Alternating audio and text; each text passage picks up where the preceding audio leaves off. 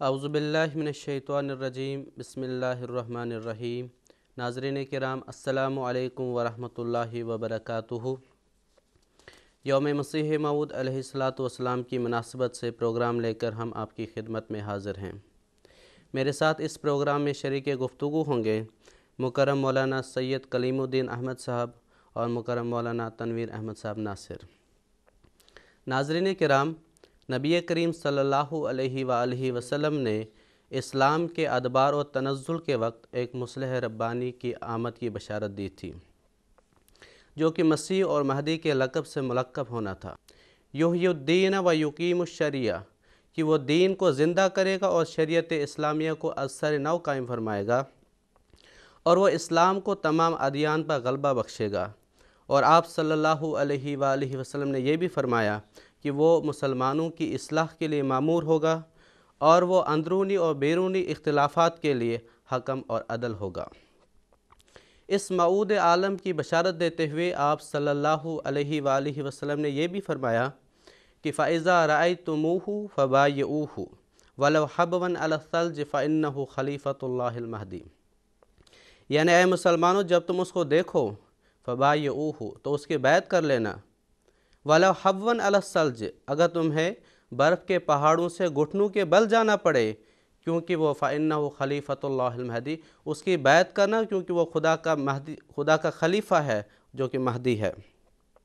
چنانچہ امت مسلمہ اس موعود عالم کی انتظار میں 1400 سال سے تھی، جیسا کہ حضرت المسلم موعود نے نہایت ہی خوبی سے اس کو اپنے منظوم کلام میں کچھ یوں بیان فرمایا ہے: یارو مسیح وقت کی تھی جن کی انتظار، راہ تکتے تکتے جن کی کروڑوں ہی مر گئے۔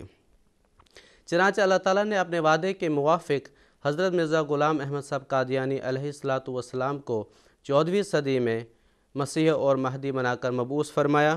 اس وقت مسلمانوں کی حالت ابتر تھی اور وہ حالت خود تقاضا کر رہی تھی کہ یہ ربانی مصلح جو ہے وہ آ جائے۔ چنانچہ آپ علیہ السلام نے 23 مارچ 1889 کو جماعت احمدیہ کی بنیاد لدھیانہ کے مقام پر رکھی، اور یہی وہ دن ہے جو جماعت احمدیہ میں یوم مسیح موعود کے طور پر منایا جاتا ہے۔ یہاں اس امر کی وضاحت میں کرتا چلوں کہ جماعت احمدیہ یوم ولادت یا جنم دن منانے کی قائل نہیں ہے۔ یہ دن اس لیے یوم مسیح موعود کے طور پر منایا جاتا ہے کیونکہ اس روز اللہ تعالیٰ کے اذن سے حضرت مسیح موعود علیہ السلام نے اس پاک جماعت کی بنیاد رکھی تھی، ورنہ تو آپ کی جو یوم ولادت ہے وہ تو 13 فروری 1835 کو آپ کی ولادت ہوئی تھی۔ جماعت احمدیہ یوم مسیح موعود کس طرح مناتی ہے اور بیعت کے حوالے سے احباب جماعت کی کیا ذمہ داریاں ہے، اور یہ دن احباب جماعت کو کس چیز کی یاد دہانی کرتا ہے، اس کے لیے ہم آج اپنے اس پروگرام میں گفتگو کریں گے۔ سب سے پہلے میں مکرم مولانا سید کلیم الدین احمد سے درخواست کرتا ہوں کہ 23 مارچ 1889 کو حضرت مسیح موعود علیہ السلام نے لدھیانہ کے مقام پر جو پہلی بیعت لی، اس تاریخ ساز واقعہ کی تفصیل کیا ہے؟ ناظرین کرام، یہ بات کسی سے پوشیدہ نہیں کہ وہ زمانہ جب حضرت مرزا غلام احمد صاحب قادیانی علیہ السلام نے جماعت احمدیہ کی بنیاد رکھی، اسلام کے لیے انتہائی نازک زمانہ تھا۔ ایک طرف مسلمانوں کی دینی، اخلاقی اور عملی حالت انتہائی قابل رحم تھی، دوسری طرف اسلام اور بانی اسلام صلی اللہ علیہ وسلم پر دل آزار حملے ہو رہے تھے۔ ایسے پرآشوب دور میں حضرت اقدس مرزا غلام احمد صاحب قادیانی علیہ السلام نے اسلام کی سچائی ثابت کرنے کے لیے اور مخالفین اسلام کا دلائل کے ساتھ مقابلہ کی غرض سے پہلے تو اخبارات میں مضامین شائع فرمائے، اور پھر بعد میں آپ نے برائن احمدیہ کے نام سے کتاب لکھنے کا سلسلہ شروع فرمایا، جس میں آپ نے قرآن مجید، آن حضرت صلی اللہ علیہ وسلم اور اسلام کی سچائی کے زبردست دلائل دیے، اور مخالفین اسلام کو اس کتاب کا جواب لکھنے کے لیے 10,000 روپے کا انعامی چیلنج دیا۔ اس کتاب کا پہلا حصہ 1880 میں شائع ہوا، اس کے بعد پھر کیا تھا؟ پھر دوسرا، تیسرا، چوتھا حصہ آپ نے شائع فرمایا۔ آپ کی خداداد صلاحیت اور نیکی، تقوی اور عظیم الشان اسلامی خدمات اور احیاء اسلام کے لیے جوش کو دیکھتے ہوئے اس وقت کے بعض نیک فطرت اور اسلام کا درد رکھنے والے بزرگوں کو یہ یقین ہو گیا کہ اس وقت اسلام کی اس ڈولتی کشتی کو ڈوبنے سے بچانے والا اور اسلام کا صحیح درد رکھنے والا اگر کوئی ہے تو وہ حضرت مرزا غلام احمد قادیانی علیہ الصلوۃ والسلام ہی ہیں، اور یہی مسیح اور مہدی بھی ہیں۔ جیسا کہ حضرت صوفی احمد جان صاحب، جن کے ہزاروں عقیدت مند اور مرید تھے، وہ حضرت کو مخاطب ہو کر فرماتے ہیں کہ ہم مریضوں کی ہے تم ہی پہ نظر، تم مسیحا بنو خدا کے لیے۔ نیز صوفی صاحب نے اپنا یہ طریق مقرر کر لیا کہ جب کوئی آپ کے پاس بیعت کے لیے، مرید بننے کے لیے آتا تو آپ فرماتے کہ سورج نکل آیا ہے، اب تاروں کی ضرورت نہیں، جاؤ اور حضرت صاحب کی بیعت کرو، یعنی حضرت مرزا غلام احمد صاحب کی۔ چنانچہ لوگ آپ کے پاس بیعت کی درخواست کرتے، بیعت کے لیے آتے، تو آپ ہمیشہ یہی فرماتے، یہی جواب دیتے تھے کہ لستو بمامورین، کہ یعنی میں مامور نہیں ہوں۔ چنانچہ یہ سلسلہ ایسے گزرتا گیا۔ پھر چند سال بعد یعنی 1888 کے شروع مہینوں میں اللہ تعالیٰ کی طرف سے آپ کو بیعت لینے کا حکم ہوا۔ اللہ تعالیٰ نے آپ کو الہاماً فرمایا، اذا عزمت فتوکل علی اللہ واصنع الفلک بأعیننا ووحینا الذین یبایعونک انما یبایعون اللہ ید اللہ فوق ایدیہم، یعنی جب تو عزم کر لے تو اللہ تعالیٰ پر بھروسہ کر اور ہمارے سامنے اور ہماری وحی کے تحت کشتی تیار کر۔ جو لوگ تیرے ہاتھ پر بیعت کریں گے اللہ تعالیٰ کا ہاتھ ان کے ہاتھ پر ہوگا۔ چنانچہ حضرت اقدس مسیح موعود علیہ الصلوۃ والسلام مرزا غلام احمد صاحب نے اللہ تعالیٰ سے اذن ہونے کے بعد 1888 یکم ستمبر کو بذریعہ اشتہار بیعت لینے کا اعلان فرما دیا، اور یہ بھی ہدایت فرمائی کہ استخارہ مسنونہ کے بعد بیعت کے لیے حاضر ہوں، یعنی جو احباب بیعت کے لیے آئیں۔ اس کے بعد آپ نے 10 شرائط بیعت تحریر فرما کر بذریعہ اشتہار تکمیل تبلیغ 12 جنوری 1889 کو شائع فرمائیں۔ نیز یہ بھی اعلان فرمایا کہ بیعت کرنے والے اصحاب 20 مارچ کے بعد لدھیانہ پہنچ جائیں۔ چنانچہ اس کے بعد آپ لدھیانہ تشریف لے گئے، اور اعلان کے مطابق، پروگرام کے مطابق 1889 23 مارچ کو حضرت صوفی احمد جان صاحب کے مکان پر، جو محلہ جدید میں واقع ہے، آپ نے بیعت لی، پہلی بیعت لی۔ وہ حجرہ جس میں حضرت صاحب نے پہلی بیعت لی ہے، جماعت احمدیہ میں دارالبیت کے نام سے یاد کیا جاتا ہے۔ حضور علیہ الصلوۃ والسلام کے حکم کی تعمیل میں بیعت کے تاریخی ریکارڈ کے لیے ایک رجسٹر تیار کیا گیا، جس کا نام بیعت توبہ برائے حصول تقوی و طہارت رکھا گیا۔ بیعت کے لیے حضور کمرے میں ہر ایک کو الگ الگ بلواتے اور عین سنت نبوی صلی اللہ علیہ وسلم کے مطابق بیعت لیتے۔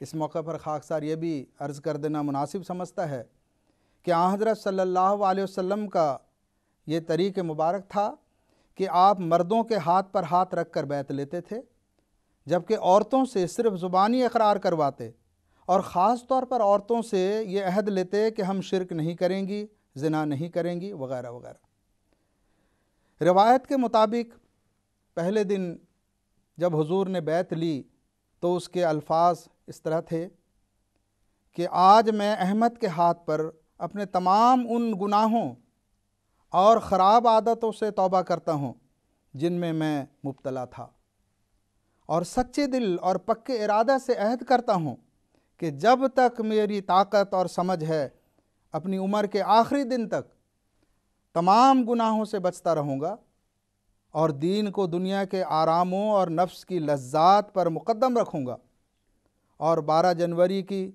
10 شرطوں پر حتی الوسع کاربند رہوں گا، اور اب بھی اپنے گزشتہ گناہوں کی خدا تعالیٰ سے معافی چاہتا ہوں۔ استغفر اللہ ربی من کل ذنب واتوب الیہ۔ یہ آگے پھر دعا ہے۔ یہ سیرت المہدی حصہ اول روایت نمبر 98 ہے۔ جزاکم اللہ تعالیٰ و احسن الجزا۔ آپ نے نہایت ہی شرح و بسط کے ساتھ اور نہایت ہی خوبی کے ساتھ اس تاریخی جو واقعہ تھا اس کا تاریخی پس منظر ہمارے سامنے رکھا ہے۔ اب میں محترم تنویر احمد صاحب ناصر سے درخواست کرتا ہوں کہ ہمیں بتائیں کہ حضرت مسیح موعود علیہ السلام کی بعثت کا کیا مقصد تھا، خصوصاً جو یہ سلسلہ آپ علیہ السلام نے شروع فرمایا، اس کی کیا غرض و غایت، اس کے کیا اغراض و مقاصد تھے؟ سیدنا حضرت مسیح موعود علیہ السلام کی بعثت کا کیا مقصد تھا، آپ ہی کے الفاظ میں خاکسار مختصراً عرض کرے گا۔ حضرت مسیح موعود علیہ السلام اپنی بعثت کے مقصد کے متعلق فرماتے ہیں، میں دو ہی مسئلے لے کر آیا ہوں۔ اول، خدا کی توحید اختیار کرو، دوسرے آپس میں محبت اور ہمدردی ظاہر کرو، وہ نمونہ دکھلاؤ کہ غیروں کے لیے کرامت ہو۔ ملفوظات جلد اول۔ اسی طرح حضرت مسیح موعود علیہ السلام مخالفین کی بے حیائی، ہیلہ بازی اور نفس پرستی کا ذکر کر کے فرماتے ہیں، ایسے وقت میں یعنی خدا نے اپنے ایک خاص بندہ کو بھیجا ہے تاکہ اس کے ذریعہ سے دنیا میں ہدایت کا نور پھیلائے اور گمشدہ ایمان اور توحید کو اثر نو دنیا میں قائم کرے۔ یہ بھی ملفوظات جلد سوم کا حوالہ ہے۔ پھر حضرت مسیح موعود علیہ السلام اپنے سلسلہ کے قیام کی غرض و غایت بیان کرتے ہوئے فرماتے ہیں کہ اس سلسلہ کے قیام کی اصل غرض یہی ہے کہ لوگ دنیا کے گند سے نکلیں اور اصل طہارت حاصل کریں اور فرشتوں کی سی زندگی بسر کریں۔ ملفوظات جلد 4۔ اسی طرح حضرت مسیح موعود علیہ السلام ایک اور مقام پر اپنی بعثت کی غرض و غایت بیان کرتے ہوئے فرماتے ہیں کہ اب اللہ تعالیٰ نے یہ ارادہ کیا ہے کہ دنیا کو تقویٰ اور طہارت کی زندگی کا نمونہ دکھائے۔ اسی غرض کے لیے اس نے یہ سلسلہ قائم کیا ہے۔ وہ تطہیر چاہتا ہے اور ایک پاک جماعت کا بنانا اس کا منشا ہے۔ ایک پہلو تو میری بعثت اور ماموریت کا یہ ہے، دوسرا پہلو کسر صلیب کا ہے۔ کسر صلیب کے لیے جس قدر جوش خدا نے مجھے دیا ہے اس کا کسی دوسرے کو علم نہیں ہو سکتا۔ ملفوظات جلد سوم۔ اسی طرح ایک اور موقع پر سیدنا حضرت مسیح موعود علیہ السلام اپنے آنے کے مقصد کے متعلق بیان کرتے ہوئے فرماتے ہیں کہ ہمارے آنے کا مقصد یہ ہے کہ عیسائیوں، ہندوؤں اور مسلمانوں میں جو غلطیاں خواہ و عملی ہوں یا اعتقادی پیدا ہو گئی ہیں ان کی اصلاح کی جاوے۔ ملفوظات جلد پنجم صفحہ 19۔ غرض کہ توحید باری تعالیٰ کا قیام، حقوق اللہ اور حقوق العباد کے قیام، مسلمانوں کی اندرونی اصلاح، اسلام پر جو بیرونی حملے ہو رہے تھے ان سے اسلام کے دفاع، اور دیگر تمام ادیان کے ماننے والوں کی اصلاح، خواہ وہ عملی ہو یا اعتقادی۔ یہ وہ مقاصد تھے جن کے پیش نظر حضرت مسیح موعود علیہ السلام کی بعثت ہوئی۔ جزاکم اللہ تعالیٰ و احسن الجزا۔ ان ارشادات سے یہ بات ظاہر و باہر ہو جاتی ہے کہ آپ کی آمد کی ایک غرض ایک پاک جماعت کا قیام تھا، جس کے لیے آپ نے بیعت کا سلسلہ شروع فرمایا، اور اس کے لیے آپ نے 10 شرائط بیعت تحریر فرمائی۔ وہ 10 شرائط بیعت کیا ہیں؟ میں محترم سید کلیم الدین احمد صاحب سے درخواست کرتا ہوں کہ ہمارے ناظرین کو ان شرائط بیعت سے مطلع فرما دیں۔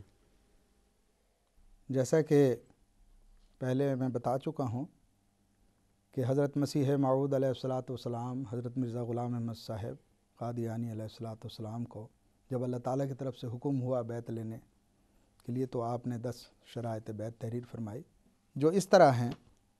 نمبر 1، یعنی اول بیعت کنندہ سچے دل سے عہد اس بات کا کرے کہ آئندہ اس وقت تک کہ قبر میں داخل ہو شرک سے مجتنب رہے گا۔ دوم، یہ کہ جھوٹ اور زنا اور بد نظری اور ہر ایک فسق و فجور اور ظلم اور خیانت اور فساد اور بغاوت کے طریقوں سے بچتا رہے گا، اور نفسانی جوشوں کے وقت ان کا مغلوب نہیں ہوگا، اگرچہ کیسا ہی جذبہ پیش آوے۔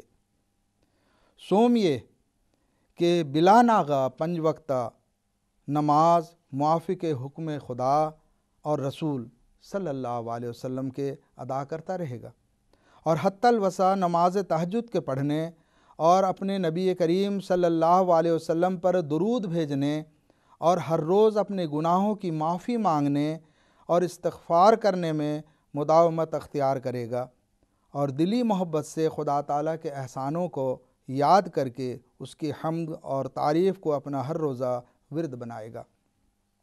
چہارم یہ کہ عام خلق اللہ کو عموماً اور مسلمانوں کو خصوصاً اپنے نفسانی جوشوں سے کسی نوع کی ناجائز تکلیف نہیں دے گا، نہ زبان سے، نہ ہاتھ سے، نہ کسی اور طرح سے۔ پنجم یہ کہ ہر حال رنج اور راحت اور عسر اور یسر اور نعمت اور بلا میں خدا تعالیٰ کے ساتھ وفاداری کرے گا اور بہر حالت راضی بقضا ہوگا، اور ہر ایک ذلت اور دکھ کے قبول کرنے کے لیے اس کی راہ میں تیار رہے گا، اور کسی مصیبت کے وارد ہونے پر اس سے منہ نہیں پھیرے گا بلکہ آگے قدم بڑھائے گا۔ ششم یہ کہ اتباع رسم مطابعت ہوا و ہوس سے باز آ جائے گا اور قرآن شریف کی حکومت کو بکلی اپنے سر پر قبول کرے گا، اور قال اللہ و قال الرسول کو اپنے ہر ایک راہ میں دستور العمل قرار دے گا۔ ہفتم یہ کہ تکبر اور نخوت کو بکلی چھوڑ دے گا، تکبر اور نخوت کو بکلی چھوڑ دے گا، اور فروتنی اور عاجزی اور خوش خلقی اور حلیمی اور مسکینی سے زندگی بسر کرے گا۔ ہشتم یہ کہ دین اور دین کی عزت اور ہمدردی اسلام کو اپنی جان اپنے مال اور اپنی عزت اور اپنی اولاد اور اپنے ہر ایک عزیز سے زیادہ تر عزیز سمجھے گا۔ نہم یہ کہ عام خلق اللہ کی ہمدردی میں محض للہ مشغول رہے گا، اور جہاں تک بس چل سکتا ہے اپنی خداداد طاقتوں اور نعمتوں سے بنی نوع کو فائدہ پہنچائے گا۔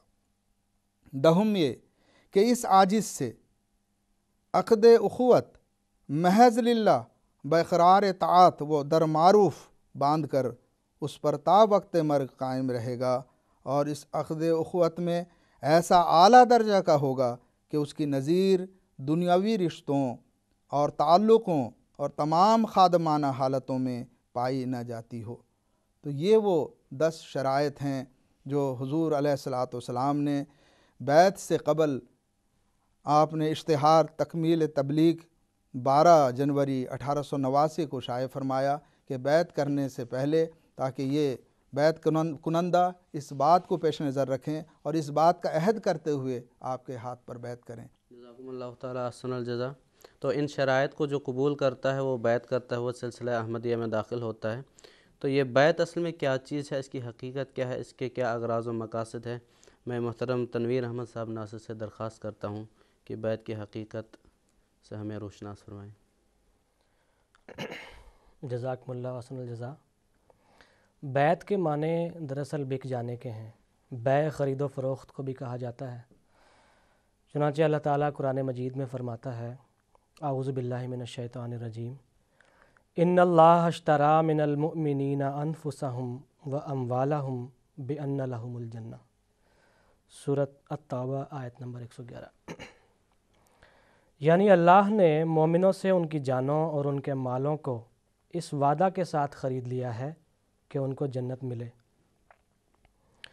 اس آیت کریمہ سے یہ معلوم ہوتا ہے کہ جب بندہ اللہ کے رسول کے ہاتھ پر بیعت کرتا ہے تو گویا وہ اپنے نفس کو اس کے ہاتھوں بیچ دیتا ہے اور اس کے بدلے میں خدا تعالیٰ کی رضا کی جنت پاتا ہے۔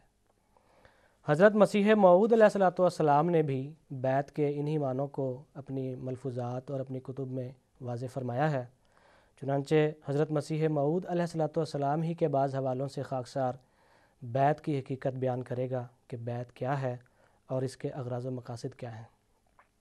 حضور علیہ السلام فرماتے ہیں، یہ بیعت جو ہے اس کے معنی اصل میں اپنے تئیں بیچ دینا ہے۔ اس کی برکات اور تاثیرات اسی شرط سے وابستہ ہیں، جیسے ایک تخم زمین میں بویا جاتا ہے تو اس کی ابتدائی حالت یہی ہوتی ہے کہ گویا وہ کسان کے ہاتھ سے بویا گیا اور اس کا کچھ پتہ نہیں کہ اب وہ کیا ہوگا۔ لیکن اگر وہ تخم عمدہ ہوتا ہے اور اس میں نشو و نما کی قوت موجود ہوتی ہے تو خدا کے فضل سے اور اس کسان کی سعی سے وہ اوپر آتا ہے اور ایک دانہ کا 1000 دانہ بنتا ہے۔ اسی طرح سے انسان بیعت کنندہ کو اول انکساری اور عجز اختیار کرنی پڑتی ہے اور اپنی خودی اور نفسانیت سے الگ ہونا پڑتا ہے، تب وہ نشو و نما کے قابل ہوتا ہے۔ لیکن جو بیعت کے ساتھ نفسانیت بھی رکھتا ہے اسے ہرگز فیض حاصل نہیں ہوتا۔ ملفوظات جلد ششم۔ اسی طرح ایک اور مقام پر سیدنا حضرت مسیح موعود علیہ الصلوۃ والسلام بیعت کے متعلق فرماتے ہیں کہ بیعت کرتے وقت یہ فیصلہ کر لینا چاہیے کہ بیعت کی کیا غرض ہے اور اس سے کیا فائدہ حاصل ہوگا۔ اگر محض دنیا کی خاطر ہے تو بے فائدہ ہے، لیکن اگر دین کے لیے اور اللہ تعالیٰ کی رضا کے لیے ہے تو ایسی بیعت مبارک اور اپنی اصل غرض اور مقصد کو ساتھ رکھنے والی ہے، جس سے ان فوائد اور منافع کی پوری امید کی جاتی ہے جو سچی بیعت سے حاصل ہوتے ہیں۔ ایسی بیعت سے انسان کو 2 بڑے فائدے حاصل ہوتے ہیں۔ ایک تو یہ کہ وہ اپنے گناہوں سے توبہ کرتا ہے، اور حقیقی توبہ انسان کو خدا تعالیٰ کا محبوب بنا دیتی ہے اور اس سے پاکیزگی اور طہارت کی توفیق ملتی ہے۔ ملفوظات جلد سوم۔ پھر حضرت مسیح موعود علیہ الصلوۃ والسلام بیعت کرنے والوں کو نصیحت کرتے ہوئے فرماتے ہیں کہ آپ لوگوں کی یہ بیعت توبہ ہے۔ توبہ 2 طرح ہوتی ہے، ایک تو گزشتہ گناہوں سے اور آئندہ کے گناہوں سے باز رہنا۔ اللہ تعالیٰ کا وعدہ ہے کہ توبہ سے تمام گناہ جو پہلے ہو چکے ہیں معاف ہو جاتے ہیں۔ ملفوظات جلد 5۔ قرآن مجید کی اس آیت کریمہ اور حضرت مسیح موعود علیہ الصلوۃ والسلام کے ان ارشادات کی روشنی میں یہ واضح ہو جاتا ہے کہ بیعت کیا چیز ہے اور اس کی غرض و غایت کیا ہے۔ بیعت سے یہی مراد ہے کہ ہم میں سے ہر شخص یہ سمجھ جائے کہ اب اس کی ذات اس کی اپنی نہیں رہی بلکہ خدا تعالیٰ کی ہو گئی ہے، اور اس نے خدا تعالیٰ کے احکامات کی بجا آوری کرنی ہے اور ان کی پابندی کرنی ہے، ان کا تابع ہونا ہے، اور اس کا ہر قول و فعل خدا تعالیٰ کی رضا کے لیے ہو۔ یہی بیعت کا حقیقی مقصد اور مدعا ہے۔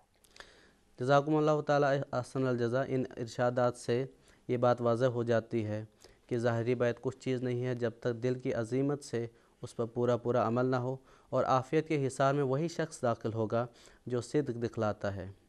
اب میں محترم سید کلیم الدین احمد صاحب سے درخواست کرتا ہوں کہ حضرت مسیح موعود علیہ الصلوۃ والسلام کی ایک مبایت سے کیا توقعات ہے اور آپ علیہ الصلوۃ والسلام اس کو کس معیار پر دیکھنا چاہتے ہیں، ہمارے ناظرین کو اس کی تفصیل ذرا بتا دیں۔ بسم اللہ الرحمن الرحیم۔ ناظرین کرام، سیدنا حضرت اقدس مسیح موعود علیہ الصلوۃ والسلام ایک احمدی سے کیا توقع کرتے ہیں اور ایک احمدی کو کیسا دیکھنا چاہتے ہیں، کس معیار پر، وہ آپ کے الفاظ میں پیش کروں گا۔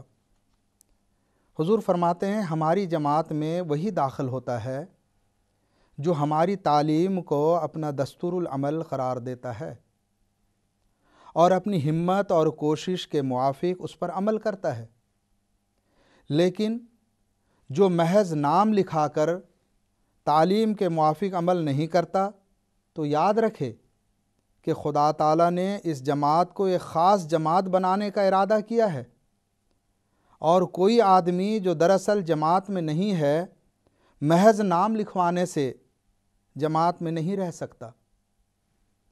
اس پر کوئی نہ کوئی وقت ایسا آ جائے گا کہ وہ الگ ہو جائے گا۔ اس لیے جہاں تک ہو سکے اپنے اعمال کو اس تعلیم کے ماتحت کرو جو دی جاتی ہے۔ اب وہ تعلیم کیا ہے؟ حضرت مسیح موعود علیہ الصلوۃ والسلام فرماتے ہیں فتنہ کی بات نہ کرو، شر نہ کرو، گالی پر صبر کرو، کسی کا مقابلہ نہ کرو، جو مقابلہ کرے اس سے سلوک اور نیکی سے پیش آؤ، شیریں بیانی کا عمدہ نمونہ دکھلاؤ، سچے دل سے ہر ایک حکم کی اطاعت کرو کہ خدا تعالیٰ راضی ہو، اور دشمن بھی جان لے کہ اب یہ بیعت کر کے یہ شخص وہ نہیں رہا جو کہ پہلے تھا۔ مقدمات میں سچی گواہی دو۔ اس سلسلے میں داخل ہونے والے کو چاہیے کہ پورے دل، پوری ہمت اور ساری جان سے راستی کا پابند ہو جاوے۔ ملفوظات جلد سوم صفحہ نمبر 620 اور 621۔ نیز حضور فرماتے ہیں کہ واضح رہے کہ صرف زبان سے بیعت کا اقرار کرنا کچھ چیز نہیں جب تک دل کی عزیمت سے اس پر پورا عمل نہ ہو۔ پس جو شخص میری تعلیم پر پورا عمل کرتا ہے وہ میرے اس گھر میں داخل ہو جاتا ہے جس کی نسبت خدا تعالیٰ کے کلام میں یہ وعدہ ہے کہ انی وحافظ کل من فی الدار، یعنی ہر ایک جو تیرے گھر کی چار دیواری کے اندر ہے میں اس کو بچاؤں گا۔ کشتی نو ہماری تعلیم۔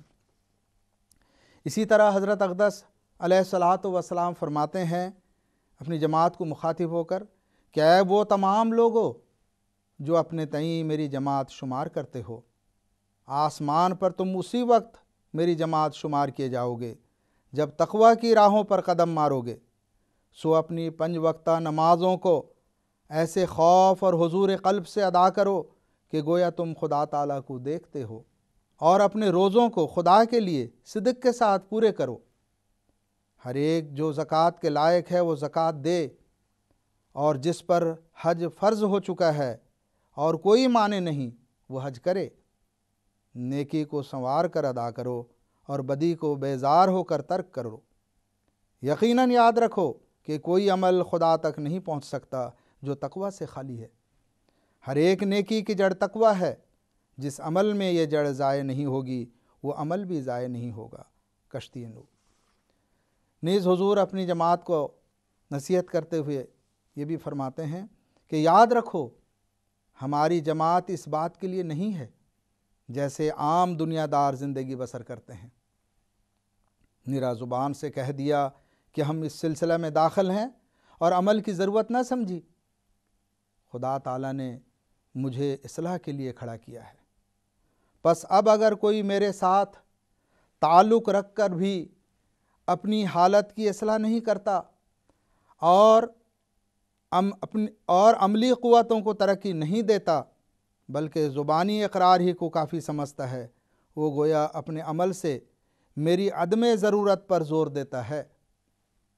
پھر تم اگر اپنے عمل سے ثابت کرنا چاہتے ہو کہ میرا آنا بے سود ہے تو پھر میرے ساتھ تعلق کرنے کے کیا معنی؟ ہیں؟ میرے ساتھ تعلق پیدا کرتے ہو تو میری اغراض و مقاصد کو پورا کرو، اور وہ یہی ہیں کہ خدا تعالیٰ کے حضور اپنا اخلاص اور وفاداری دکھاؤ، اور قرآن شریف کی تعلیم پر اس طرح عمل کرو جس طرح رسول اللہ صلی اللہ علیہ وسلم نے کر کے دکھایا اور صحابہ رضوان اللہ اجمعین نے کیا۔ قرآن شریف کے صحیح منشا کو معلوم کرو اور اس پر عمل کرو۔ خدا کے حضور اتنی ہی بات کافی نہیں ہو سکتی کہ زبان سے اقرار کر لیا اور عمل میں کوئی روشنی اور سرگرمی نہ پائی جاوے۔ یاد رکھو کہ وہ جماعت جو خدا تعالیٰ قائم کرنی چاہتا ہے وہ عمل کے بدوں زندہ نہیں رہ سکتی۔ یہ وہ عظیم الشان جماعت ہے جس کی تیاری حضرت آدم کے وقت سے شروع ہوئی۔ کوئی نبی دنیا میں نہیں آیا جس نے اس دعوت کی خبر نہ دی ہو۔ بس اس کی قدر کرو، اور اس کی قدر یہی ہے کہ اپنے عمل سے ثابت کر کے دکھاؤ کہ اہل حق کا گروہ تم ہی ہو۔ ملفوظات جلد سوم صفحہ نمبر 370۔ جزاکم اللہ تعالیٰ احسن الجزا۔ تو جماعت احمدیہ بھی یوم مسیح موعود اسی لیے مناتی ہے تاکہ اس عہد و پیمان کی تجدید کرے اور اس ربط و تعلق کو مزید مستحکم کرے جو ان کا حضرت مسیح موعود علیہ الصلوۃ والسلام کے ساتھ ہے۔ ناظرین، اب ہمارے پروگرام کا وقت ختم ہو رہا ہے۔ میں دونوں علماء کرام کا شکریہ ادا کرتا ہوں۔ اللہ تعالیٰ سے دعا ہے کہ وہ اس دن کو ہمارے لیے ہر لحاظ سے بابرکت فرمائے، اور حضرت خلیفۃ المسیح جو عملی انقلاب ہمیں دیکھنا چاہتے ہیں، ہم اس کو اپنے نفوس اور اپنے اعمال میں برپا کرنے والے ہوں۔ آمین برحمتک یا ارحم الراحمین، وآخر دعوانا ان الحمد للہ رب العالمین۔